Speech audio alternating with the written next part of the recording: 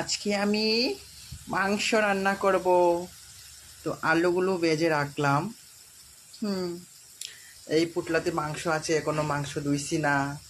রসুন কাইটটা রাখছি, আদা বাটতাছি, তারপরে পেঁয়াজ চুলাইয়া রাখছি, এই যে জিরা ভিজাইয়া রাখছি, তারপরে কাঁচা লঙ্কা, এগুলো সব আমি এলোমেলো মানে এদিকে এদিকে রাখতে দিচ্ছি। এবার আলুগুলো ভাজা হইতাছে আর আমি আস্তে আস্তে সব কাজ করতেছি। তো দেখেন আমি কিভাবে মাংস রান্না করি। আজকে আমার মাংস খাওয়ার ভীষণ মুড। জানি না, মেঘলা আকাশ, বৃষ্টি পড়ছে ঝিরি ঝিরি। তো আমি আজকে মাংস খাওয়ার জন্য উতলা হয়ে গেছি। আমি আজকে মাংস খাবোই খাবো। বাজারে গেলাম, মাংস কিনলাম, এবার মাংস সরঞ্জাম সব রেডি করেছি।